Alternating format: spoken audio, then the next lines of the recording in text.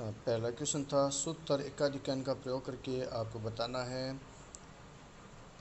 31 से 1/3 गुणा 31 से 2/3। एकाधिकरण में क्या करते हैं, जो समान संख्या 31 ले लिया हमने और जो 31 हमने ले लिया है, तो 31 में आप क्या करोगे, जो अगले में एक जोड़ोगे और जोड़ने के बाद में आपको क्या करना है, इसके अंदर एक जोड़ने के बाद में 31 गुणा 32 और बाद में 1/3 गुणा 1/2/3, यानी दोनों गुणा कर दोगे। 31 गुणा 32 और 2/9 दोनों गुणा किया तो आपके पास 2/9 आ गया।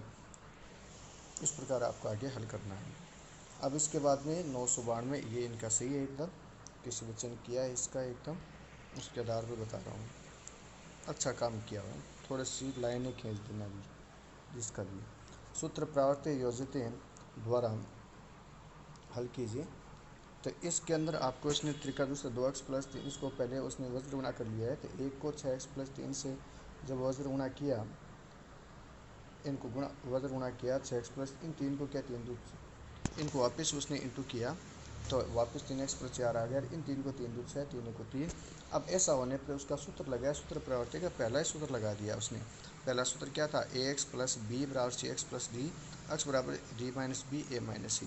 आप उनको एक तरीके से और भी कर सकते हैं, कई उन्होंने दूसरे तरीके से किया है कि जैसे उसने 2x + बात एक ही है, एक ये दे रखा है, ये जो एक पक्षांतरण हो गया बटा 1 लगा देंगे। और इसी प्रकार बराबर वाला जो है वो भी आप कर सकते हैं। बराबर वाला जैसे ये दे रखा है, क्या दे रखा है, 3x + 4 दे रखा है, तो ये 3x + 4 ऊपर चला गया, इसके 3x + 4/3। अब इसमें जो सूत्र लगेगा तो बटा में क्या लगा देंगे, पी क्यू वाली बात लगा देंगे ना उसके अंदर, यानी बटा में जो क्या लगा देंगे, पी क्यू वाली बातें लगा देंगे उसके अंदर।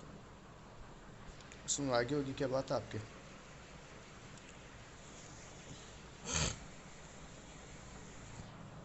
पी क्यू वाली बात लगा देंगे। ये भी इसका क्वेश्चन सही है एकदम, 1/3 जिसके आंसर 1/3 आ गया उससे भी का सही है, पहला सूत्र लगेगा। अब 140 के अंदर 2 गुणा 2 गुणा 2 कैसे है, 2 का भाग दिया इसलिए 2 की घात 2, 5 गुणा 5 से भी आता होगा क्वेश्चन, सरल सा क्वेश्चन है ये तो एकदम। अब cos square 67 degree minus sine square 23 degree और cos square 67 minus sine square. अब इनके बाद हमने क्या किया कि इसको पूरा कोण चेंज कर लिया, तो 90 में से ऐसा क्या घटाए 23 आ जाए, 90 में से हमने 67 घटाया तो हमारे पास क्या आ गया 23। और इसका जब मान रखेंगे एक दूसरे के अंदर तो cos स्क्वायर 67 साइन स्क्वायर का क्या हो, cos स्क्वायर 67 घटाएंगे तो क्या आ जाएगा, 0 आ जाएगा उसके अंदर। तो ये क्वेश्चन सही है एकदम। अब आपके टावर वाला था तो इसमें छाएँ के टावर में कन्फ्यूज था, तो इसमें छाएँ भी मान सकते हैं, पेड़ मान सकते हैं, या फिर क्या मान सकते हैं, ये जो आपको दे रखा है खम्भे की छाएँ की लंबाई, तो उसको टावर मान ले या खम्भा मान ले, एक ही बात है। ऊंचाई आपको ज्ञात करनी है, किसकी, टावर की ऊंचाई ज्ञात करनी है, उसकी जो लंबाई छाएँ की लंबाई दे रखी है 100 मीटर दे रखी है, छाएँ की लंबाई ये वाली होगी, इसमें नीचे वाली मानते हैं हम, ये ज्ञात करना है। 60 डिग्री लंब और आधार आपको दिया हुआ है। जब आप लोगों को लंब आधार दिया हुआ हो तो आप लोग क्या करते हैं, टेन का सूत्र लगाते हैं। टेन का सूत्र हो गया लंब बटा आधार, यानी आपके पास ए बी बटा बी सी हो गया, ए बी बटा बी सी टेन थीटा, तो एच बटा 100 और टेन 60 बराबर √3 होता है। तो एच बराबर इस दोनों को वज्र गुणा किया 100 √3, √3 का मान 1.732, तो मान रखा। तो 100 को हम जब भी गुणा करेंगे, या 100 गुणा आप लिखोगे 1.7 पॉइंट लगा दोगे और 7 3 और इसका मान रखोगे, तो ये जब इंटू करोगे आप लोग तो क्या आ जाएगा, 173.2 मीटर आ जाएगा। ये था आपके। अब आगे वाला जो क्वेश्चन था छठा क्वेश्चन, ये इसका सी हो गया। अब आगे जो क्वेश्चन था अंतःवृत्त अंतर्गत, तो इसमें आपको पूछा था बिंदु पथ के बारे में पूछा गया था। क्या पूछा था, त्रिभुज के अंदर उस बिंदु का बिंदु पथ ज्ञात कीजिए, त्रिभुज की तीनों भुजाओं को समान दूरी पर स्थित है। तो अंतःवृत्त नहीं होता, ये उसने गलत कर लिया है, ये अंतःवृत्त नहीं होगा। इसका जो आंसर होगा वो क्या होगा, अंतःकेंद्र।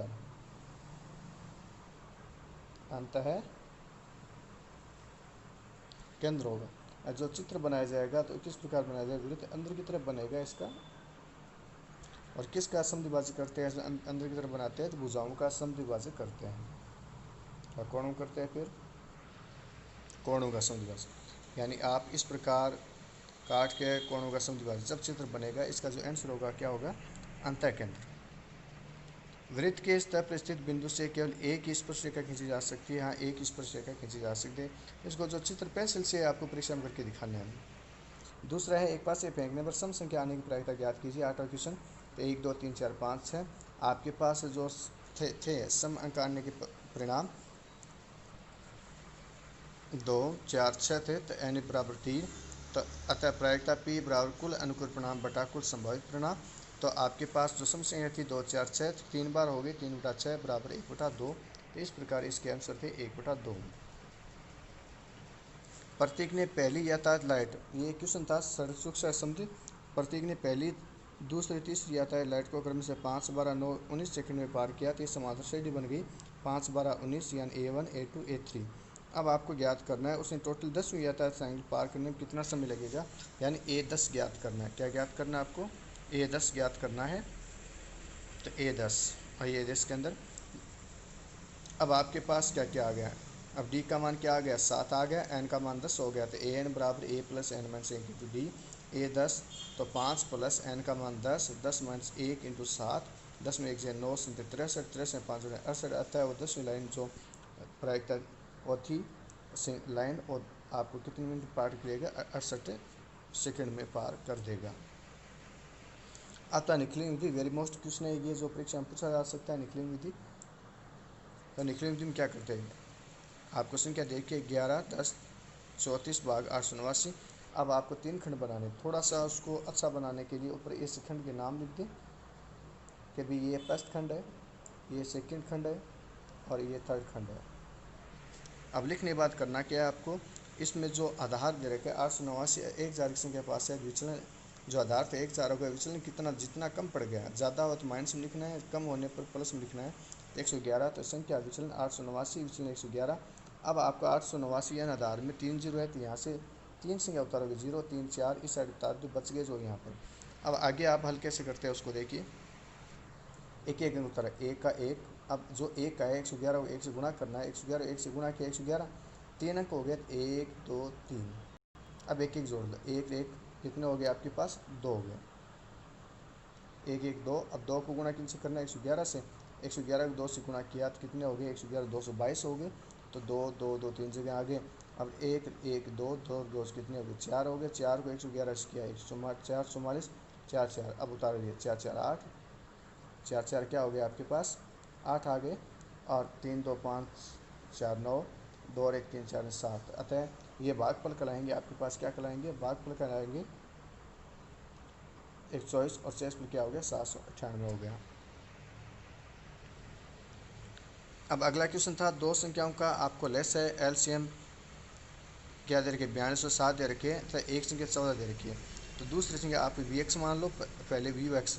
अब हम जानते हैं कि हम जो सूत्र लगाते हैं एलसीएम गुणा एचसीएफ, ये लगाते हैं यू एक्स गुणा वी एक्स, एलसीएम गुणा एचसीएफ। तो 42 गुणा 7 आपके पास आंसर आ गया, ये आपको दिया था 42 गुणा 7, 14 गुणा वी एक्स। अब आप पक्षांतरण करोगे तो जो 14 गुणा में था वो भाग में आ गया, इसको आप हल किया, 42 7 को 3 से गया 21। अच्छा, तो दूसरी संख्या थी वो क्या आ गई आपके पास, 21 आ गई, क्या आ गई, 21 आ गई। 13वां क्वेश्चन बहुत ही सरल था, वृत्त की त्रिज्या 3.5 सेमी है, आपको वृत्त की परिधि तथा क्षेत्रफल ज्ञात करना है। तो आप सभी को आता होगा ये क्वेश्चन। परिधि 2πr 2 गुणा 22/7 गुणा 3.5 पॉइंट 98 के 10 का बटा 10 लगाया। संख्या हल करने पर हमारे पास जो क्वेश्चन है वो 22 सेमी उत्तर आ गई। और जो क्षेत्रफल का सूत्र था πr² था, 3.5 गुणा 3.5, इनको पूरा हल करेंगे तो ये हमारे पास कितने आ जाएंगे, 38.5 सेमी आ जाएंगे। अगला 14 क्वेश्चन वेरी मोस्ट, ये परीक्षा में पूछा जा सकता है आपको।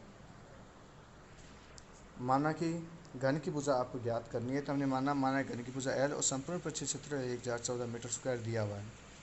तो क्षेत्रफल 6l स्क्वायर बराबर 1014, एल स्क्वायर 6 गुणा में भाग में चला गया 169, एल स्क्वायर बराबर 169 हो गए, और 169 का जब वर्गमूल ज्ञात करेंगे तो हमारे पास कितना आ जाएगा, 13 आ जाएगा। अतः ये आपके पास आंसर कितने आ जाएंगे, 13 आ जाएंगे। ये भी वेरी मोस्ट क्वेश्चन है, 100% आपकी परीक्षा में आएगा। संख्या चेंज हो जाए बात अलग है। क्वेश्चन देखो क्या है, क्वेश्चन था, एक सीधे वह 12 मीटर ऊंचे पोल के शीर्ष पर एक सीसीटीवी कैमरा लगाना है। आपको एक सीधे जो आपके पास क्या हो गया, पोल हो गया, उस पर एक कैमरा लगा हुआ है, कितने ऊंचाई पर, 12 मीटर पर लगाया हुआ है। और पोल के शीर्ष से 13 मीटर देखने पर, पोल के कितने शीर्ष पर, 13 मीटर दिए, पोल के शीर्ष से 13 मीटर दूरी थी देखने पर, ताकि पोल 13 मीटर दूर दृष्टि रेखा आगे यात्रा देख सके। इस स्थिति में पोल के पाद से जहाँ तक वो यात्रा देख सकते हैं वहाँ की दूरी कितनी है, यानी आपको ये भुजा ज्ञात करनी है। बाद में क्या ज्ञात है, पोल के चारों अदर्शनीय वृत्त, जो आपके अदर्शनीय वृत्त का क्षेत्रफल है, चारों में एक वृत्ताकार आकृति बन जाती है कैमरे की, उसका क्षेत्रफल ज्ञात करना है। तो पहले ये भुजा आपको ज्ञात करनी है। तो आपको पता है ऊंचाई है तो समकोण बन रहा है, तो बोधायन प्रमेय प्रयोग करेंगे। तो कर्ण स्क्वायर बराबर आधार स्क्वायर प्लस लंब स्क्वायर। कर्ण क्या हो गया, इसके अंदर आपको ज्ञात क्या करना है, ए बी ज्ञात करना है। तो एसी में से घटा देंगे, एसी स्क्वायर माइनस 20 स्क्वायर, 13 का स्क्वायर माइनस 12 का स्क्वायर, ये तो था, और 144, 25 गए 5, यानी पाद बिंदु से जो दूरी आएगी वो कितनी मीटर स्क्वायर आएगी, आपके पास 5 मीटर आएगी। अब पोल के पाद में चारों वृत्ताकार आकृति बनी, तो वृत्त का क्षेत्रफल ज्ञात करेंगे, पाई आर स्क्वायर। अब पाई आर स्क्वायर जब आपने सूत्र लगाया तो आपके पास 22/7 गुना क्या आ गया, 5 गुना 5, 5 कहाँ से आया, हमने जो ये क्या थी, एक त्रिज्या थी वृत्त के चारों ओर बन रही, इस साइड 5, इस साइड 5, ये त्रिज्या हो गई 5 मीटर, जो आधार ज्ञात किया था। अब 5 गुना 5, अब हल करेंगे उसको पूरा, तो 22/7 गुना 5 गुना 5, 110 गुना 22 में 110, और हमने 550 में 7 का भाग देंगे तो लगभग आपके पास उत्तर आएंगे 78.57। कहीं ने 5 ही लिख रखा है तो अभी लगभग सही माना जाएगा। अच्छा क्वेश्चन है ये अगला भी अच्छा क्वेश्चन है। एक द्विघात बहुपद शून्य ज्ञात कीजिए जिन्हें शून्य को योग आपको ज्ञात करना है। योग का गुणनफल क्रम से 1/4 और -1 दे रखा है। तो शून्य का योग a + b 1/4, शून्य गुणनफल -1 दे रखा है। तो इनके लिए आपको मैंने सूत्र बताया हुआ है। शून्य को योग गुणनफलों का योग व्यापक समीकरण लगाते हैं, x स्क्वायर प्लस, यहाँ प्लस नहीं आएगा, क्या आएगा, माइनस आएगा, minus a + b × x + ab या एल्फा × बीटा मी में। तो आपके पता है a + b का मान कितना, 1/4 है। तो यहाँ आपको चिन्ह लगाना है माइनस का, प्लस माइनस। अब आपके पास क्या आ गया, x square 1/4x 1/4x plus minus minus, और यहाँ पर ही आपके पास क्या हो जाएगा, माइनस हो जाएगा। इनके बाद जब आपको पता है ये बटम संख्या आ गई तो एलसीएम लिया, तो एलसीएम कितना, 4 आ रहा है। सभी संख्या को हम 4 से गुना कर देंगे। 4 से कैसे गुना करना है, इसको भी हम 4 से गुना किया, इसको भी क्या करेंगे, 4 से गुना करेंगे, इनको भी 4 से। तो ये 4 से ये 4 कैंसिल हो गए, तो बचा क्या, 4x स्क्वायर प्लस ये क्या आ जाएगा, यहाँ पर माइनस आ जाएगा, x - 4। तो आपके जो द्विघात समीकरण थी वो क्या आ जाएगी आपके पास, 4x स्क्वायर माइनस x -4, यहाँ माइनस का चिन्ह आएगा।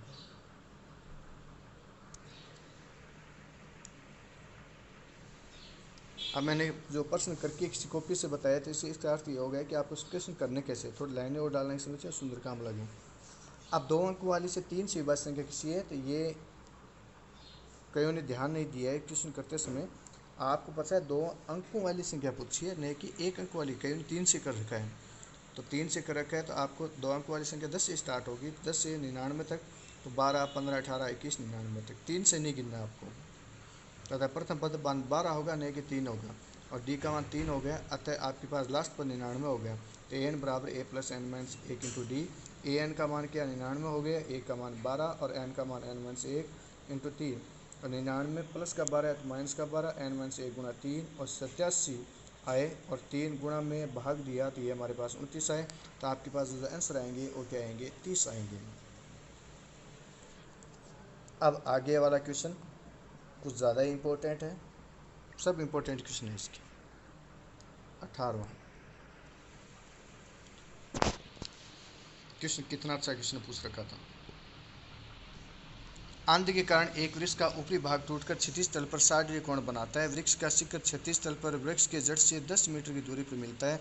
टूटने से पहले वृक्ष की ऊंचाई ज्ञात कीजिए। टूटने से पहले क्या ज्ञात करनी है, आपको ऊंचाई ज्ञात करनी है। टूटने से पहले माना कि वृक्ष की ऊंचाई BD मीटर है, तो हमने क्या किया, उसको ए BD इसकी ऊंचाई मान ली। देखो ये पूरी ऊंचाई मान रखी है आपने, इसकी पूरी ऊंचाई क्या मान रखी है आपने, ये H मीटर मान रखा है पूरा। ये पूरा वृक्ष था, बीच में कहीं ये टूट गया, तो टूट गया, ये वाली मान आ गया, ये आपके पास ये मान आपके पास आ गया।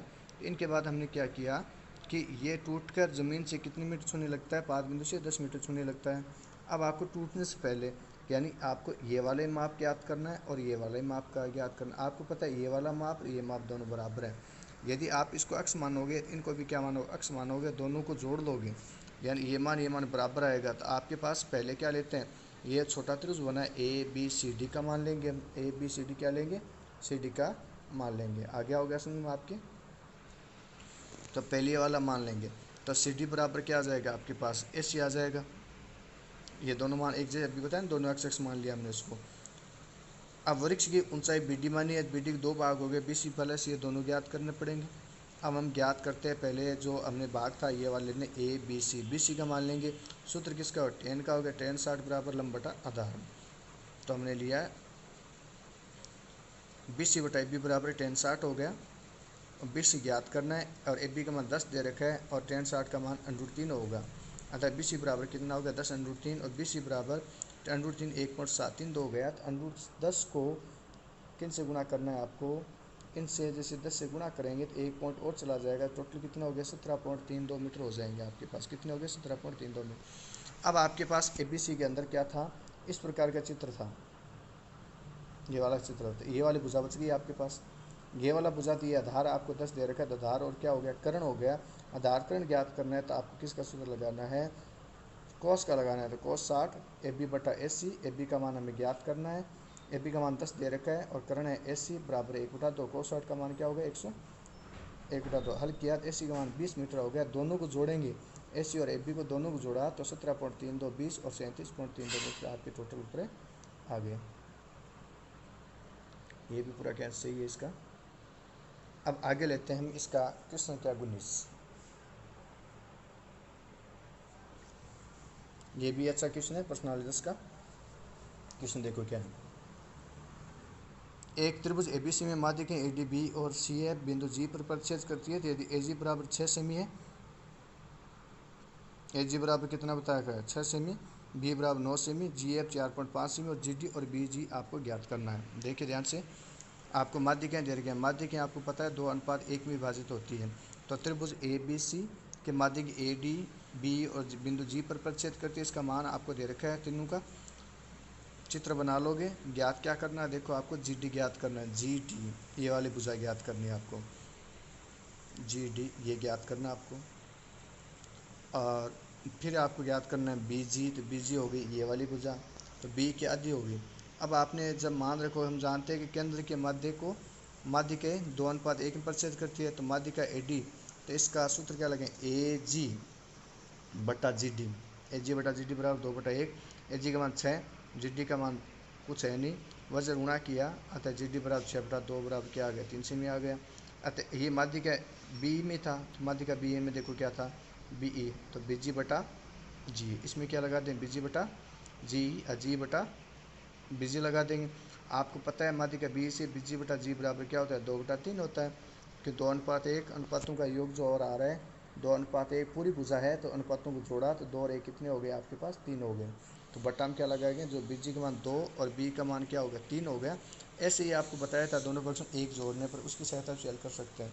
तो 3 बी जी बराबर 2 बी, हमने पक्षांतरण किया तो आपके पास कितना आ गया, 6 सेमी। अतः जी डी बी जी का मान 3 सेमी और 6 सेमी आ गया। नेक्स्ट क्वेश्चन 20वां,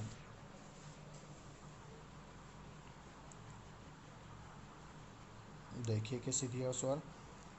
आकृति दे रखी है आपको एक दी, ये दे रखा है आपको, देखो आइए आकृति क्या दे रखी है, ये आकृति दे रखी है, इसमें लिखा है ओ ए गुणा ओ बी, दोनों गुणा दे रखा है, ओ सी गुणा ओ बी। जब आपको काट रही है तो ये हो गया शीर्षाभिमुख हो, सब कुछ दिया है। सिद्ध करना है कौन ए बराबर सी, कौन बी बराबर डी, आपको सिद्ध करना है।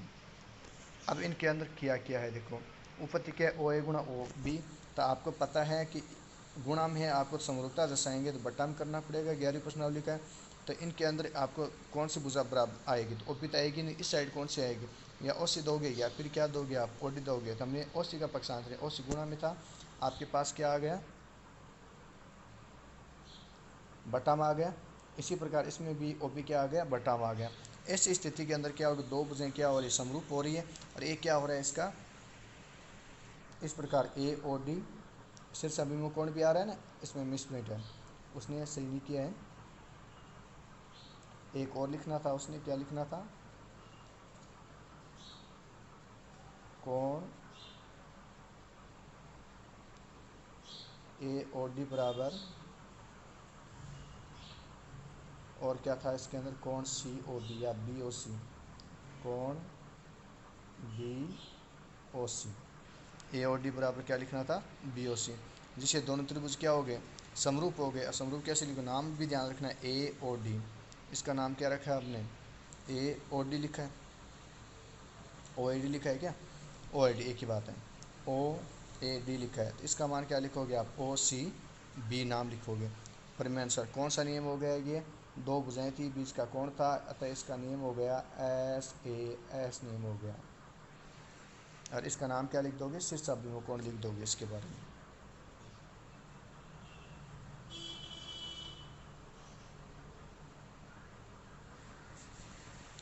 ए और डी बराबर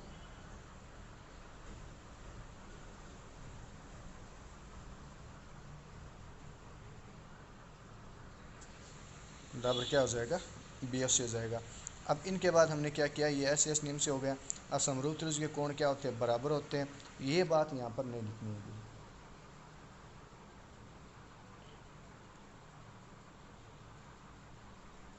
ये बात यहाँ पर नहीं लिखनी है।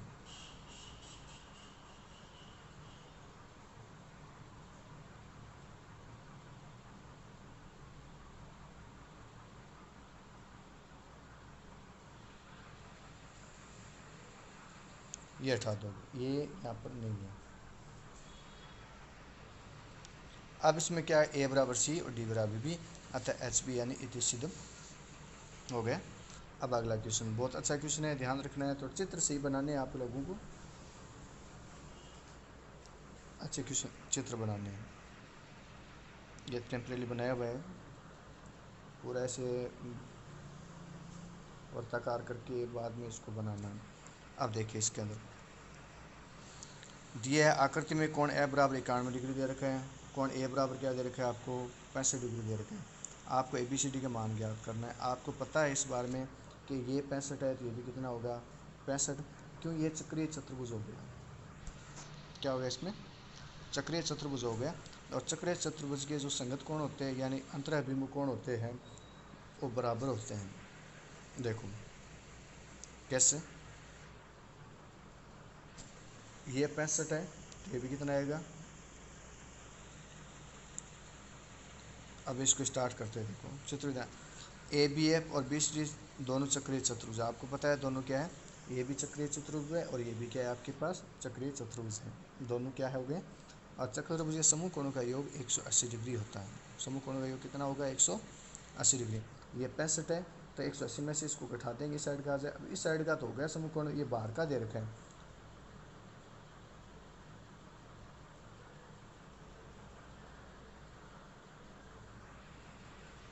ये क्या दे रखा है आपको, बाहर का दे रखा है। तो आपको पता है कि हम जानते चक्रीय चतुर्भुज के बहिष्कोण उसके अंतराभिमुख कोण के बराबर होते हैं। तो आपको पता है कि जितना एफ है उतना सी है, तो एफ का मान 91 डिग्री है, तो सी का मान भी कितना होगा, 91 डिग्री होगा। सी का मान क्या होगा, 91 डिग्री। यदि ए का मान 65 डिग्री है, तो ए का मान क्या होगा यहाँ पर, इस ए का मान 65 डिग्री हो गया। तो दो कोण तो आ गए, डी आ जाएगा, 180 में से जब 65 घटाओगे आप तो इनका मान आ जाएगा, और 180 में से 91 घटाओगे तो इस साइड का मान आ जाएगा। देखो तो कोण एफ बराबर सी बराबर 91 डिग्री और ए बराबर 65 डिग्री। अब चक्रीय चतुर्भुज समूह कोण संपर्क होते हैं, तो देखो B plus D 180, C plus B बराबर क्या हो गया 180 हो गया आपके पास, ए प्लस डी दोनों। अब दोनों में से यदि आप घटाओगे तो 180 में 91 गए, 89 बच गए। इसी प्रकार इन 65 घटाए तो 115 डिग्री बच गए, अतः चारों कोणों का मान हो गया। इसी प्रकार आपके पूरे क्वेश्चन 20 क्वेश्चन हो गए हैं। अब आपको मिलान कर लेना सभी क्वेश्चनों का।